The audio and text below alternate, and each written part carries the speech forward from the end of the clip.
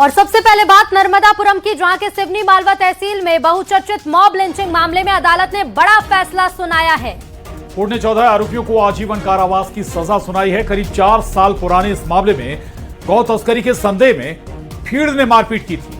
मारपीट की वजह महाराष्ट्र के अमरावती के रहने वाले नाजिर अहमद की मौत हो गई थी। वारदात के बाद पुलिस ने 14 लोगों के खिलाफ केस दर्ज किया था। 3 साल कोर्ट में सुनवाई के बाद कोर्ट ने सभी को दोषी करार दिया और उम्र कैद की सजा सुनाई है।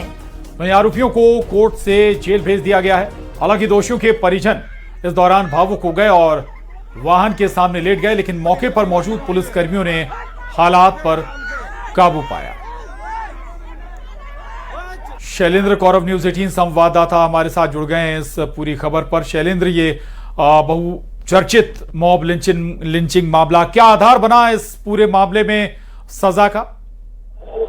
ये सिवनी मालवा के बहुचर्चित बराखड़ मॉब लिंचिंग मामले में अदालत ने फैसला सुनाया था और उस फैसले के बाद जब ये भीड़ अदालत के बाहर जमा थी तो वो अचानक आक्रोशित और भावुक हो गई थी। परिजन थे और सभी ने जो कार्रवाई थी उसका एक प्रकार से विरोध किया अपने परिजनों को। जब 14 लोगों को फैसला सुनाया गया था तो उन्हें ले जाने से रोकने का प्रयास किया।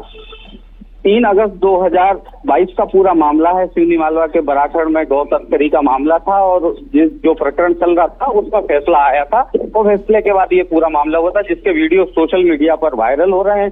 वायरल वीडियो में साफ तौर पर देखा जा सकता है कि अदालत के फैसले के बाद जो परिजन है उनकी नाराजगी दिख रही थी। पुलिस ने बड़ी मुश्किल से मामला संभाला और जो दोषी थे उन्हें पुलिस लेकर के रवाना हुई। चले, बहुत शुक्रिया आपका इस पूरी जानकारी के लिए। अब भोपाल से गिरफ्तार संदिग्ध आतंकी फराज से एटीएस की पूछताछ में बड़ा खुलासा हुआ है। जांच में सामने आया है कि देश के बड़े नेता आतंकियों के टारगेट पर थे। युवाओं को मानव बम बनाने की तैयारी थी। कट्टर रुख रखने वाले युवाओं को ट्रेनिंग दी जा रही थी और आतंकी खालिद सैफुल्लाह लड़ाकों का रोल मॉडल था और सैफुल्लाह जैसा आतंकी ही बनना चाहता था मोहम्मद फराज।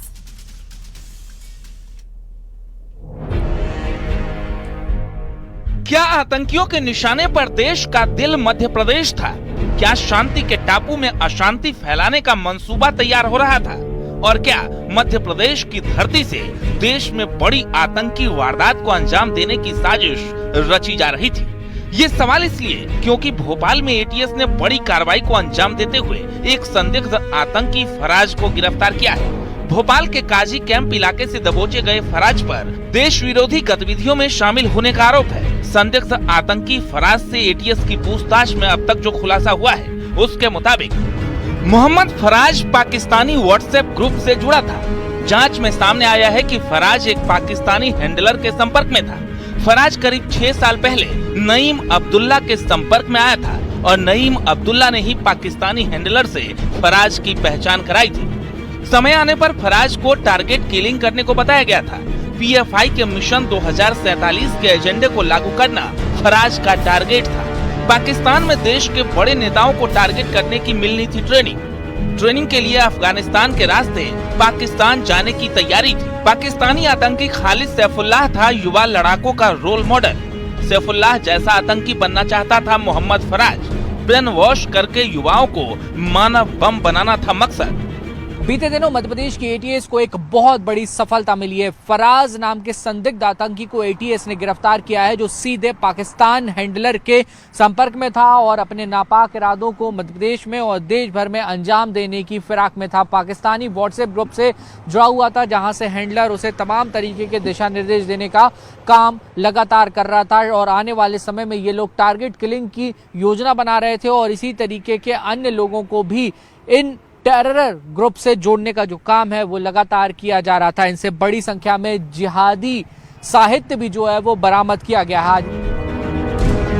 एटीएस की हालिया कार्रवाई को लेकर मुख्यमंत्री डॉक्टर मोहन यादव ने भी बड़ा बयान दिया है। मुख्यमंत्री ने कहा कि सुरक्षा एजेंसियों ने ऐसे व्यक्ति को पकड़ा है जो भविष्य में बड़ा आतंकी बनकर देश के लिए गंभीर खतरा पैदा कर सकता था और इस कार्रवाई से एक बड़े षड्यंत्र का पर्दाफाश हुआ है।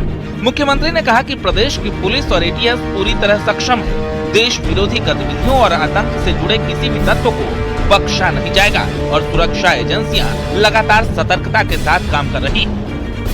मुझे इस बात का संतोष है कि हमारी पुलिस ने तत्परतापूर्वक भविष्य में कोई बड़ा आतंकवादी बनकर पाकिस्तान से भारत को संकट में खड़ा करे, वैसे आदमी को दबोच करके पुलिस ने उस पूरे नेटवर्क का खात्मा करने का काम किया और उस पूरे षड्यंत्र का पर्दाफाश किया।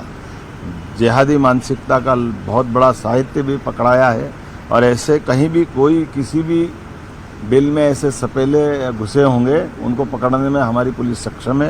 मैं बधाई देना चाहूँगा। फिलहाल फराज 16 जून तक एटीएस की रिमांड में है। एटीएस लगातार फराज से पूछताछ में जुटी है। फराज के नेटवर्क, विदेशी संपर्क और संभावित गतिविधियों की जांच की जा रही है। पता लगाया जा रहा है कि फराज के तार कहां-कहां तक और किससे जुड़े हैं। आने वाले समय में कई और बड़े खुलासे हो सकते हैं। Bureau report, news 18।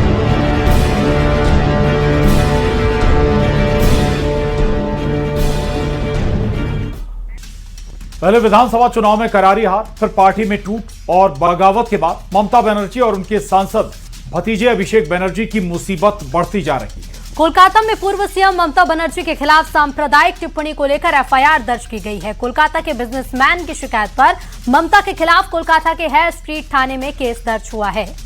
उधर तृणमूल कांग्रेस के राष्ट्रीय महासचिव और सांसद अभिषेक बनर्जी पर सलबोनी जमीन घोटाला, फर्जी सिग्नेचर केस और भड़काऊ बयान से जुड़े मामले में जांच एजेंसियों का शिकंजा कसता जा रहा है।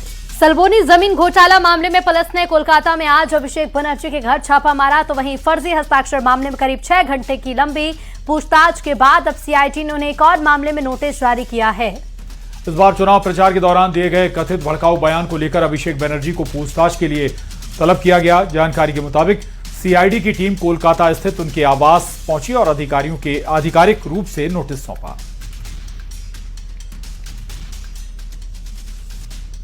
तो सलबोनी जमीन घोटाला मामले में पुलिस ने तड़के 3 बजे कोलकाता में अभिषेक बनर्जी के घर पर छापा मारा। ममता बनर्जी को जब छापेमारी की खबर मिली तो वो भी अभिषेक के घर पहुंची।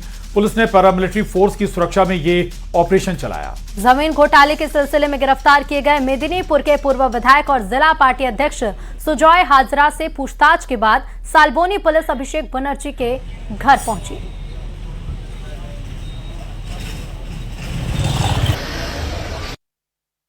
আমি যদি সত্যি কোনো ভুল বলে থাকি, আমি এই স্টেটমেন্টগুলো কবে করেছি? নির্বাচন চলাকালীন। নির্বাচন যখন চলছে, ল এন্ড অর্ডার, আইন শৃঙ্খলা কার আন্ডারে? ইলেকশন কমিশনের আন্ডারে। মমতা বন্দ্যোপাধ্যায়ের আন্ডারে তো ছিল না। তাহলে তখন আমার বিরুদ্ধে এফআইআর হলো না কেন? ইলেকশন কমিশনের বিরুদ্ধে কমপ্লেন হলে ইলেকশন কমিশন আমার বিরুদ্ধে ব্যবস্থা নিল না কেন? और पश्चिम बंगाल की राजनीति में हलचल लगातार बढ़ती जा रही है। टीएमसी के बागी सांसदों ने केंद्रीय मंत्री भूपेंद्र यादव से मुलाकात की है। भूपेंद्र यादव के घर पर हुई बैठक में शताब्दी रॉय के साथ सुदीप बंदोपाध्याय भी मौजूद रहे। बैठक में बीजेपी सांसद निशिकांत दुबे भी मौजूद रहे।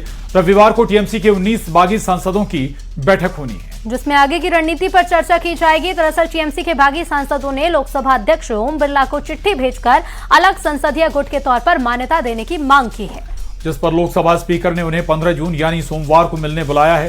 इस बीच खबर यह भी है कि पश्चिम बंगाल के मुख्यमंत्री शुवेंदु अधिकारी रविवार को दिल्ली में टीएमसी के बागी सांसदों से मुलाकात कर सकते हैं। सूत्रों के मुताबिक सोमवार को शुवेंदु अधिकारी टीएमसी के सभी बागी नेताओं के साथ विधानसभा स्पीकर से भी मुलाकात कर सकते हैं।